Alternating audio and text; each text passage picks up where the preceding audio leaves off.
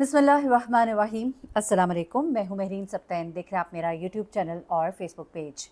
नाज़रीन, लाहौर के इलाके काना में एक सोसाइटी है, ऑडिट एंड अकाउंट सोसाइटी। इस सोसाइटी में गांव के कुछ लोग जो है वो इकट्ठे होते हैं, पुलिस के पास जाते हैं उन्हें जाकर बताते हैं कि यहाँ इधर ही इलाके में एक खेत है और खेत में एक इंसानी ढांचा जो है वो मिला है। इस इंसानी ढांचे की खबर जिस वक्त पूरे गांव को मिलती है तो गांव में एक खौफ व हिरास फैल जाता है। हर कोई परेशान होता है कि हमारे इलाके में कोई ऐसा वाकया भी पेश आ सकता है। साथ में जुड़े छोटे गांव भी हैं, ये एक सोसाइटी भी है साथ में। हर कोई परेशान होता है कि ये लाश किसकी है। पुलिस जायवकुआ पर पहुंचती है और जब लाश का मुआयना किया जाता है तो लाश बिल्कुल हड्डियों का एक ढांचा होता है, लेकिन जिस्म पर फटे पुराने कपड़े ये बता रहे होते हैं कि ये लाश किसी औरत की है। उसके बाद बॉडी को हासिल किया जाता है, बॉडी को ले जाया जाता है, उसका पोस्टमार्टम ज़ाहिर सी बात है होना होता है। इस लाश के पेट के साथ एक ऐसी चीज़ बंधी होती है जिससे उसका सुराग मिलता है और फिर उसके कातिलों का सुराग मिलता है।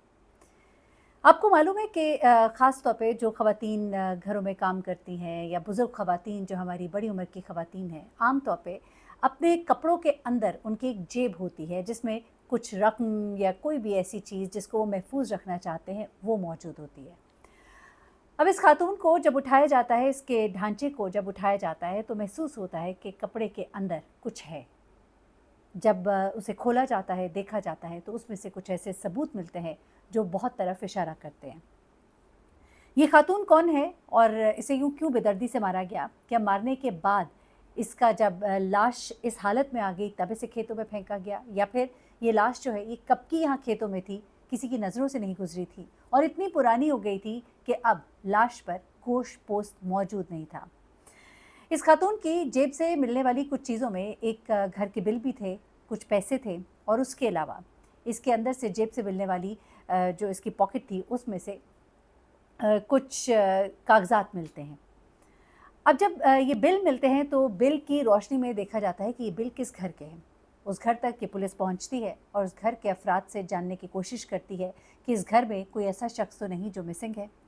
इस घर में से 2 लड़के हैं, वो निकलते हैं, दोनों भाई हैं। वो बताते हैं कि हमारी वालदा कुछ अरसे से लापता हैं, क्योंकि ये बात जो है उन्हें मोहल्ले से भी पता लग चुकी थी। अब जब इन लड़कों से पूछा जाता है कि वालदा लापता हैं तो क्या किसी पुलिस स्टेशन में आपने कंप्लेन कराई, तो वो कहते हैं कि नहीं, क्योंकि कई दफ़ा वो इसी तरह से नाराज़ होकर चली जाती थी और वापस भी आ जाती थी। अब जो इब्तदाई पोस्टमार्टम रिपोर्ट थी उससे पता लग रहा था कि ये लाश जो है ये कम अज़ कम 2 से 3 महीने से भी ज़्यादा पुरानी है। अब यहाँ पर 2-3 महीने से किसी की माँ मौजूद ना हो, एक डेढ़ उम्र औरत नहीं बल्कि बुज़ुर्ग औरत है और उस औरत की गैर मौजूदगी में बेटों को इतनी भी फुर्सत नहीं कि वो उसकी कंप्लेन कराएं। यहाँ पर पुलिस को शक हो जाता है उन लड़कों के ऊपर। पुलिस इन दोनों को पकड़कर अपने पास लेकर आती है, थाने लेकर जाती है, दोनों से पूछताछ शुरू करती है।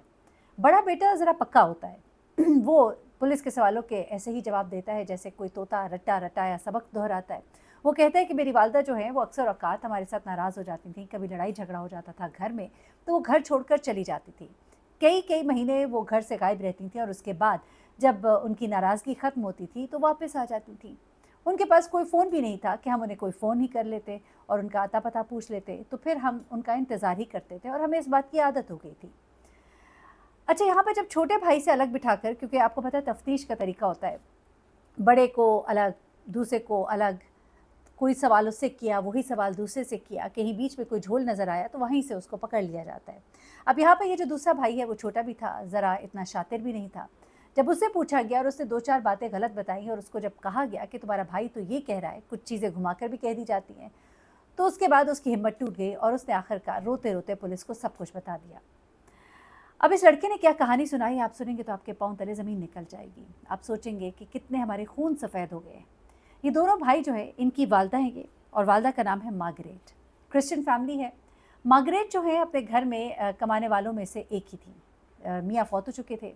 बेटे जो है वो काम काज नहीं करते थे, घर बैठ के नशा करते रहते थे और नशे में भी हर वक्त ये मतलब धोती रहते थे, माँ से ही पैसे मांगते थे। अब ये माँ बेचारी जो है इस उम्र में भी घरों में जाकर काम किया करती थी।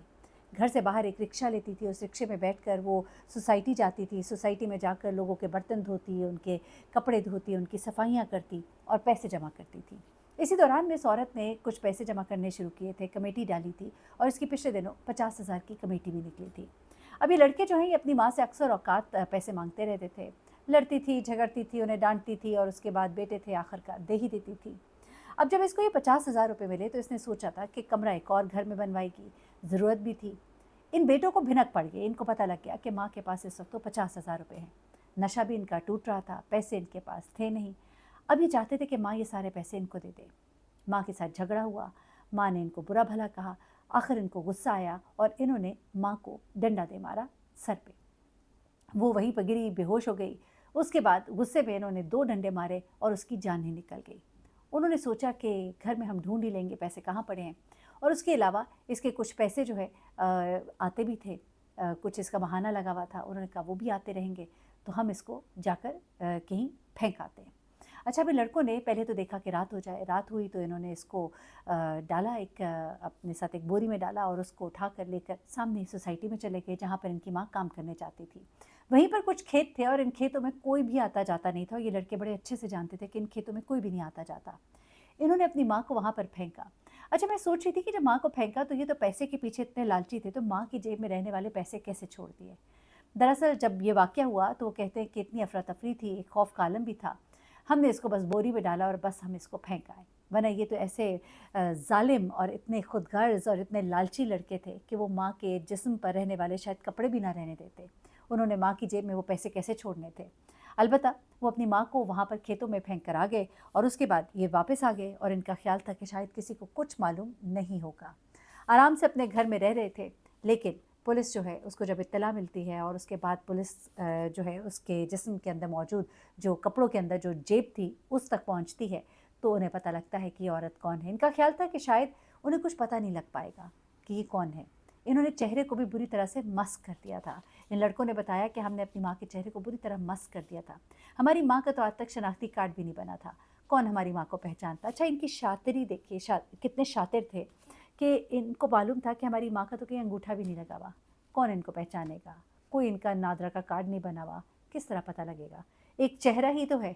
तो वो कहते हैं कि घर में पड़ी हुई ईंट उठाकर हमने अपनी माँ के चेहरे पर मारी, इतनी मारी कि उसका चेहरा मस्क हो जाए और उसके बाद हम इसको वहाँ फेंक आए। और इतने अरसे में जब वो ढांचा बन गई तब किसी की वहाँ पे नज़र पड़ी और उसके बाद इलाके में बात फैली और उसके बाद पुलिस वहाँ पर आई और अल्लाह की तरफ से इन लड़कों ने पकड़े जाना था। कहते हैं ना कहीं चोर अपना सुराग छोड़ ही जाता है। तो उस माँ की जेब के अंदर मौजूद जो उसके कपड़ों के अंदर जो मौजूद जेब थी उससे उसका अता पता मालूम हुआ और उसके बाद पुलिस उनके घर तक पहुँची और फिर यूँ कातिल, ये नाखल्फ बेटे, ये लालची और जालिम बेटे जो है ये पकड़े गए, जिन्होंने सिर्फ 50,000 रुपये के लिए अपनी वो माँ जो इनके लिए दिन रात इस बुढ़ापे में भी काम करती थी, लोगों के घरों में सफाइयाँ करती थी, सिर्फ़ और सिर्फ कि इनको खिला दे, इनको पिला दे, इनको इनके नशे पूरे हो जाए, लेकिन इन ज़ालिमों ने अपनी माँ को ही ना छोड़ा। अपना बहुत ख्याल रखिएगा, दुआ में याद रखिएगा। अल्लाह हाफ़िज़।